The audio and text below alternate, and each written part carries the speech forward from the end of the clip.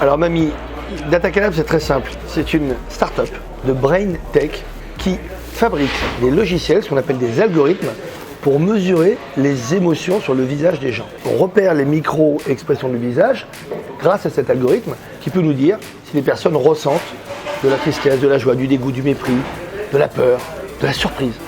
Et grâce à cela, on arrive à déceler, quand ils regardent un contenu, s'ils ont une émotion ou pas, s'ils sont attentifs ou non, ça c'est le plus important, et surtout si ça a créé une adhésion. La création, la créativité, surtout penser en dehors du cadre, créer de la différence. Aller chercher justement dans les terrains qui n'ont pas été explorés, des idées qui n'ont jamais été faites, pensées, écrites. Alors il y a un grand risque, parce que parfois, si ça n'a jamais été fait et pensé, c'est peut-être parce que c'est pas bon. Mais au moins, l'idée c'est de toujours créer de l'attention et essayer d'éviter l'indifférence. On a besoin d'un hémisphère gauche en permanence. Pourquoi ? Parce qu'un hémisphère droit tout seul ferait que on serait dans l'imaginaire, dans la créativité, mais on ne saurait pas redescendre sur Terre pour donner une efficacité. Mais bien entendu, même si on utilise les deux, il faut toujours, quand on est créatif, mettre le curseur sur l'hémisphère droit. C'est le droit qui va guider le gauche et jamais l'inverse. Évidemment, pour moi, c'est Apple en 1984 pour le lancement du Macintosh avec ce film incroyable où une jeune femme vient briser l'écran sur lequel Big Brother est en train d'hypnotiser les foules. Today we celebrate the first glorious anniversary of the Information Purification Directives.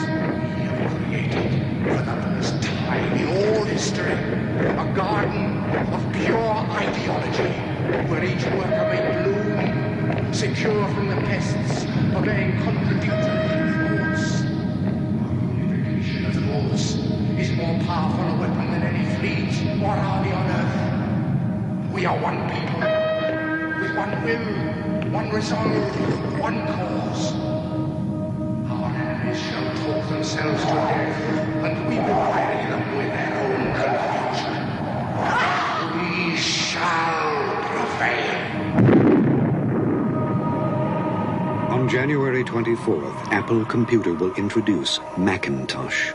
And you'll see why 1984 won't be like 1984.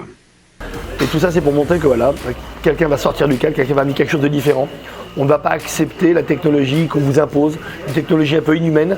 Et c'est le premier, Apple, Steve Jobs, qui a compris, grâce au Macintosh, que finalement la technologie n'était valable que si c'était l'humain qui en était le bénéficiaire. Ce qui prouve qu'avec une grande idée, quelques moyens quand même de réalisation, mais sans grand plan média, on arrive déjà en 84 à créer le buzz. Ce qui est incroyable, c'est qu'il a réussi à créer le buzz avant Internet.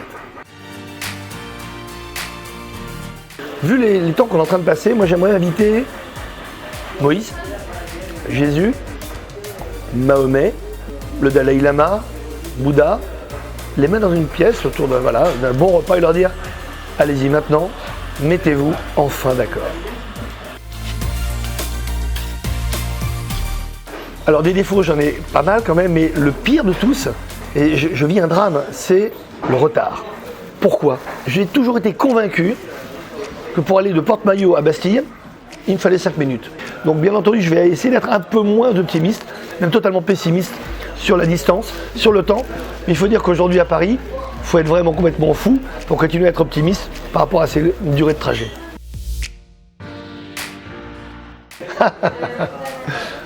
Je suis un homme. Ce que je peux vous dire, c'est oui, je prépare un livre plusieurs livres, mais le premier va parler de toutes les plus belles aventures qui sont arrivées dans la communication politique. Et je peux vous dire que en 30 ans, il s'est passé pas mal de choses. Ça me fait sourire rien que d'en parler parce que quand avec mon éditeur, on a commencé à échanger là-dessus, on a rigolé, mais comme des dingues au bout de 5 minutes, au bout de 20 minutes, on était tellement mort de rire, on s'est dit il faut faire quelque chose. Alors moi, je n'ai jamais compris la dimanchophobie. D'abord parce que pendant des années, dimanche était le jour du rugby avec mon club. Donc au contraire, j'étais samediophobe parce que j'attendais le jour de match de rugby à 15h le dimanche après-midi avec impatience.